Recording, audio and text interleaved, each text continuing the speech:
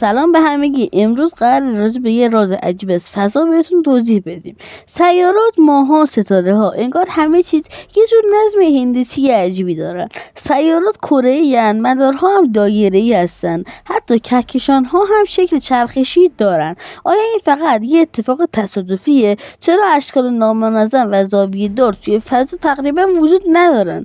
پاسخ کوتاه است. این نظم واقعا یک تصادف نیست، بلکه نتیجه قدرتمندترین نیروی کیهانه، یعنی گرانش، همون جاذبه. تنها شکلی هم که میتونه این فشار مساوی از همه جهات رو تحمل کنه و به تعادل برسه کره است. کره دقیقا فاصله هر نقطه روی سطح تا مرکز اون دقیقا یکسانه. این دقیقا همون حالت نیروست که گرانش دنبالشه.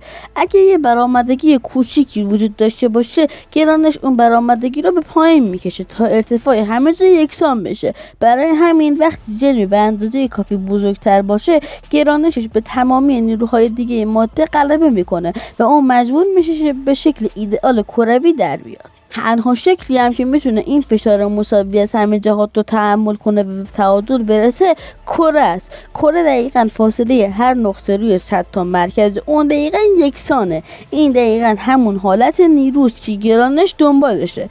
اگه یه برآمدگی کوچیکی وجود داشته باشه، گرانش اون برآمدگی رو به پایین میکشه تا ارتفاع همه جا یکسان بشه. برای همین وقتی جرمی به اندازه کافی بزرگتر باشه، گرانشش به تمامی نیروهای دیگه ماده غلبه میکنه و اون مجبور میشه به شکل ایدئال کروی در بیاد.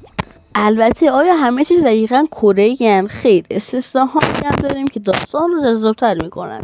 سیارات در حال چرخش هستن و این چرخش باعث ایجاد یک نیروی گریز از مرکز میشه که مخالف گرانشه و در خط استوا قوی تره. نتیجه اینه که سیارات در حال چرخش کمی در ناحیه استوا پف میکنن و در قطب‌ها کمی پهن‌تر میشوند. به این شکل به اصطلاح اسنوئید یا کره پهن میگوییم و زمین ما هم دقیقاً همین شکلیه. وقتی مگاس‌های بزرگتر هم اتفاق میفته، مثلا کهکشان‌ها، وقتی میلیاردها ستاره حول یک مرکز مشترک میچرخند، نیروی گریز از مرکز و گرانش جمعی شکل مارپیچی یا بیضوی به اونها میده که باز هم یه نوع تقارن چرخشی محسوب میشه. تا فکت‌های دیگه و ویدیوهای جالب از فضای دیگه، خدافظ.